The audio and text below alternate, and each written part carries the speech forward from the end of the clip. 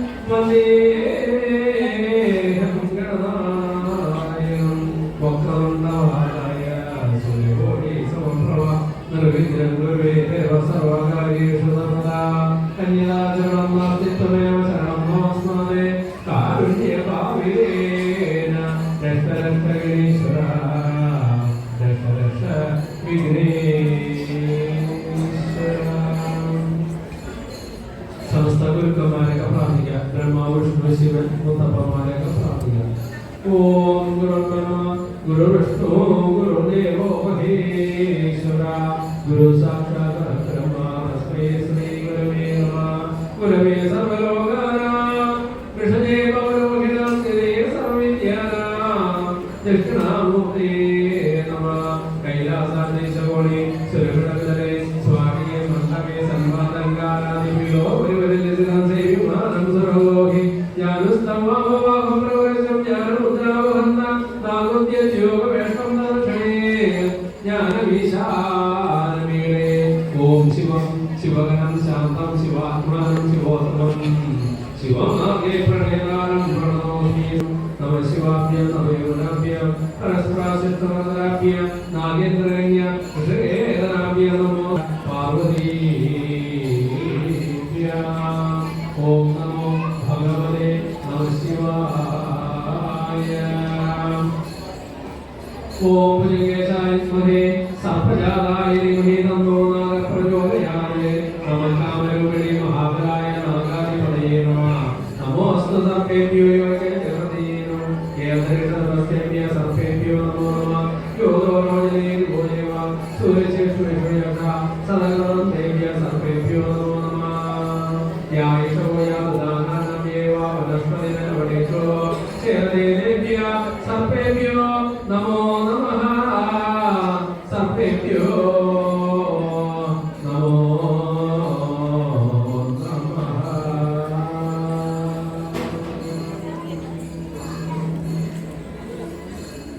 നാഗദൈവത്താന്റെ ജന്മദിനമായ കന്നിമാസത്തിലെ ആയില്യ നക്ഷത്രം നാഗപ്രീതിക്ക് വേണ്ടി നമ്മൾ നാഗക്ഷേത്രങ്ങളിലുള്ളവരായ എല്ലാ ക്ഷേത്രങ്ങളിലും നാഗദേവരുടെ വിശേഷാൽ പൂജകളും നോറുപാലും നടത്തപ്പെടുന്നു.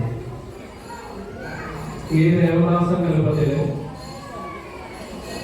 ഭൂമിയെ താങ്ങി നിർത്തുന്നത് അനന്തൻ എന്ന നാഗമാണ്. അതുകൊണ്ട് തന്നെ നമ്മൾ വീടിനായാലും സ്ഥാപനത്തിനായാലും കല്ലിടുമ്പോൾ അനന്തൻ എന്ന നാഗദേവതയെ പൂജിച്ചിട്ടാണ് ഭൂമിയിൽ ആ കല്ല് ശിലാസ്ഥാപന കർമ്മം നടത്തുന്നത്. എന്താണെന്ന് വെച്ചാൽ ഈ ഭൂമിയുടെ അധിപതിയായിട്ട് വസിക്കുന്നത് നാഗദൈവങ്ങളായിരിക്കുന്ന അനന്തൻ വാസുകി മുതലായ നാഗദേവതയെ കൊണ്ടാണ്. ഭൂമി സംബന്ധമായ ദോഷശാന്തിക്കായിരിക്കും വാസ്തുപരമായിട്ടുള്ള എല്ലാ ദോഷങ്ങൾക്കും വേണ്ടി ക്ഷേത്രങ്ങളിൽ നൂറുപാലും അതേപോലെ പാലഭിഷേകം, ഇളനീരഭിഷേകം, കളറിപ്പഴ നിവേദ്യം, പാൽപായസം എന്നീ ഇഷ്ടദേവതാ സങ്കല്പത്തിന് എല്ലാവരും വഴിപാടുകൾ ചെയ്യാറുണ്ട്. ഇതെന്തിനാണെന്ന് വെച്ചാൽ ഭൂമിയിൽ വസിക്കുന്നതായ നമ്മൾ മനുഷ്യർ നമ്മളുടെ ഗ്രഹസംബന്ധമായ 9 ഗ്രഹങ്ങളിൽ സർപ്പം, കേതു എന്നീ 2 ഗ്രഹങ്ങളും വിഷാംശ യോഗങ്ങളുണ്ട്. അതാണ് സൂര്യഗ്രഹണം, ചന്ദ്രഗ്രഹണം, എന്ന് പറയപ്പെടുന്നത്. ചില അവസരങ്ങളിൽ വിഷാംശയോഗവും നമ്മൾ ജയിക്കുന്ന ഗ്രഹസ്ഥിതി അനുസരിച്ച് രാഹു എവിടെയാണ് നിൽക്കുന്നത്, പാവന്മാർക്കൂടെയാണോ ശുഭന്മാർക്കൂടെയാണോ പാപഗ്രഹസ്ഥിതിയോട് കൂടിയാണോ ഏത് രാശിയിലാണ് നിൽക്കുന്നത്, ഇതെല്ലാം അടിസ്ഥാനപ്പെടുത്തിക്കൊണ്ടാണ് നമ്മൾക്ക് ഗ്രഹദോഷങ്ങൾ ഉണ്ടാവുന്നത്. ആ ഗ്രഹദോഷങ്ങളിൽ നിന്ന് നമ്മൾക്ക് ഗ്രഹ പൈശാചിക ദോഷങ്ങൾ സംഭവിക്കുന്നു. ഒരു നക്ഷത്രത്തിൽ ജനിച്ചാൽ ആ നക്ഷത്രത്തിൽ തന്നെ മറ്റൊരു വ്യക്തിക്ക് അതേ അനുഭവം ഉണ്ടാവണമെന്നില്ല. അശ്വതി നക്ഷത്രത്തിൽ ഇന്ന് ജനിച്ചാൽ ഒരനുഭവം, നാളെ ജനിച്ചാൽ മറ്റൊരു അനുഭവമായിരിക്കും. അപ്പൊ ഗ്രഹങ്ങളുടെ സ്ഥിതി അനുസരിച്ച് നമ്മൾ ദോഷങ്ങളും അതേപോലെ ഗുണങ്ങളും അനുഭവിക്കപ്പെടുന്നു. അപ്പൊ ചില രാശിയിലും അതേപോലെ പാപയോഗങ്ങളും കൂടി വരുമ്പോൾ നമ്മൾ കടുത്ത ദോഷാദിത്യം അനുഭവപ്പെടുന്നു.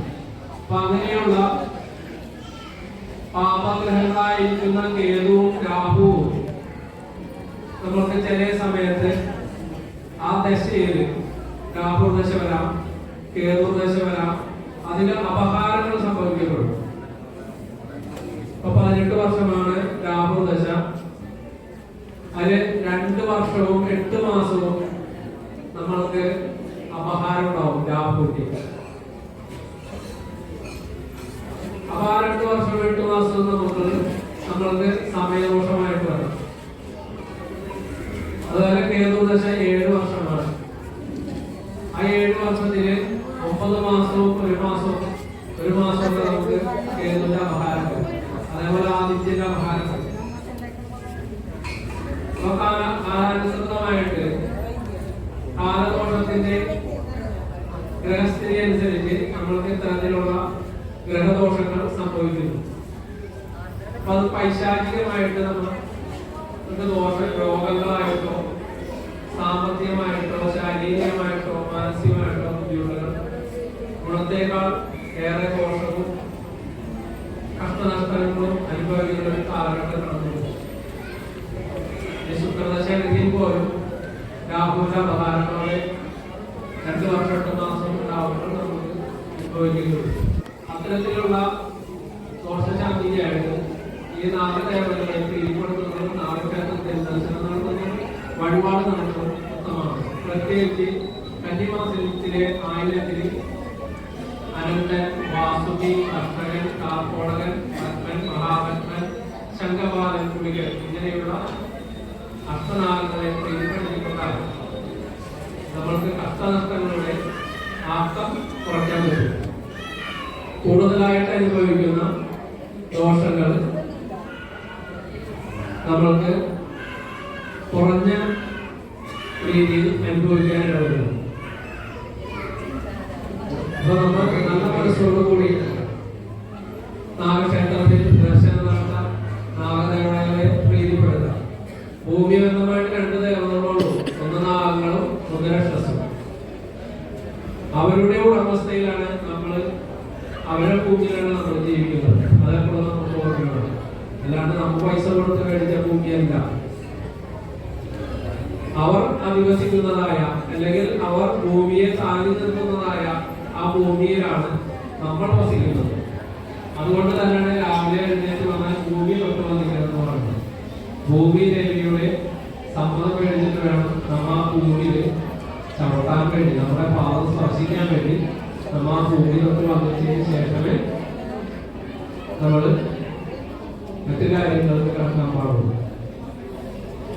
എന്നാലും ഭൂമിയിലേവി സന്തോഷിച്ചു കഴിഞ്ഞാൽ നാഗവും രക്ഷസും നമ്മുടെ കൂടെ എപ്പോഴും ഉണ്ടാവും.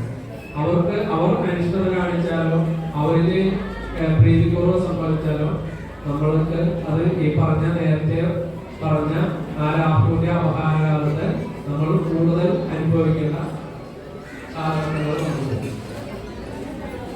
ഇവിടെ എല്ലാവരും ആൾക്കാരും പറഞ്ഞ് 100 പാലം നടത്തി കഴിഞ്ഞ് ഇനി ഇവിടെ നാഗദേവതയുടെ ഇവിടെ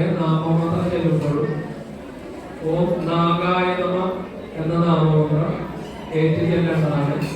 അതേപോലെ തന്നെ നാഗേക്ഷിയുടെ നാമമന്ത്രം ചെല്ലുമ്പോൾ ഓം നാഗേക്ഷി നമ എന്ന നാമമന്ത്രം ഏറ്റുചൊല്ലേണ്ടതാണ്.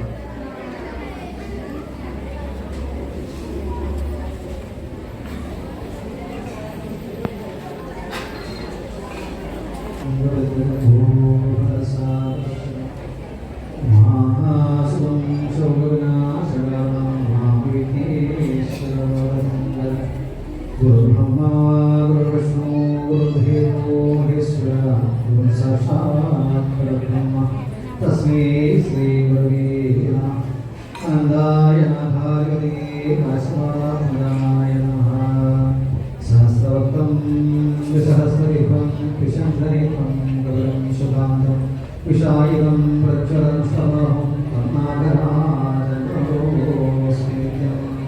സഹസ്രവണായ സർപ്പരാജായ തന്നോ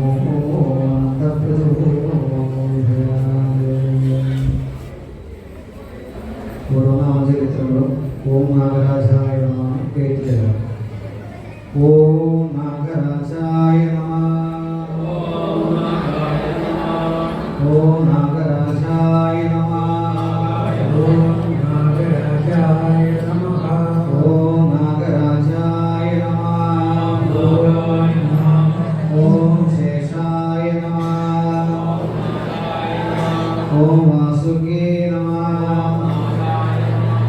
ഓം ഐരാവതായ നമ. ഓം ദക്ഷകായ നമ. ഓം കാർക്കോടകായ നമ.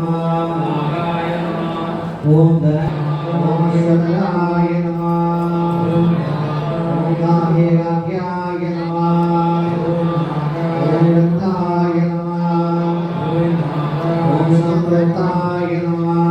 ഓം മഹാകർമായ നമ.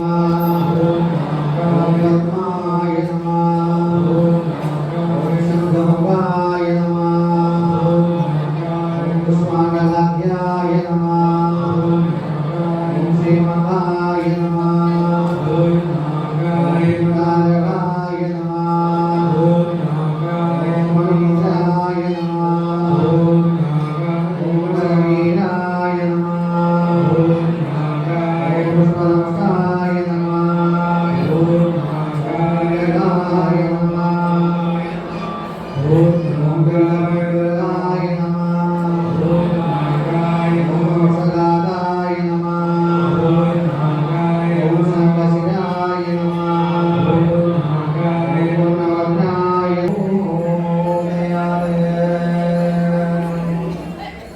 ഓം ദാശവേയം പഞ്ചവക്രം വിദ്രുമപ്രബൽഗുണം നിദ്രാവീരം വരീണം രുദ്രാംശം പ്രണമാമ്യഹം മൃത്യുഞ്ജയോഷായ യോഗദാവവിനാശിനി സർവവിഘ്നോപാരായ നാഗദേവായ നമഃ. ആനന്ദായ നാഗാധിപതയേ ആശീർവാദാത്മനായ നമഃ. ശനായേശ്വരീ നായേശ്വരീ നമഃ. ഓം നമോസ്തു സത്വിനോ പ്രതിമോ ഏകദീശേയ സർവേഭ്യോ നമഃ.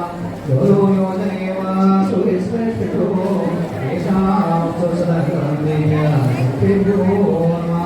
വിശവോ യാദദാനാനാം ഏവാ വനസ്പതിഗണോ ഏവാ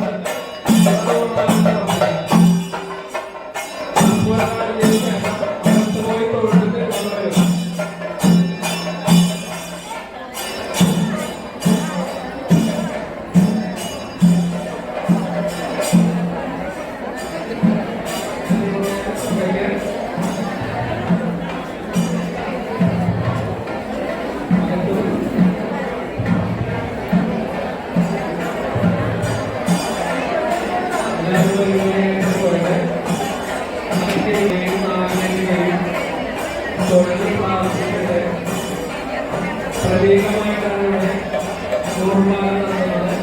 അതിനാൽ അവിടെ പോയി കൊടുത്തതിന് ശേഷം ഒരു വഴിയായിട്ട് ഇവിടെ കുമ്പള വാങ്ങിച്ച് നൂറുമാനം ഈ പത്മത്തിനെ അവിടെ സമർപ്പിക്കേണ്ടതാണ്. നാഗരാജാവിനെയും നാഗേശിയെയും മനസ്സിരുത്തി പ്രാർത്ഥിച്ചതിന് ശേഷം വരിവരിയായി ഇവിടെ വന്ന് കുമ്പള വാങ്ങിച്ച് നൂറുപാലും സമർപ്പിക്കേണ്ടതാണ്.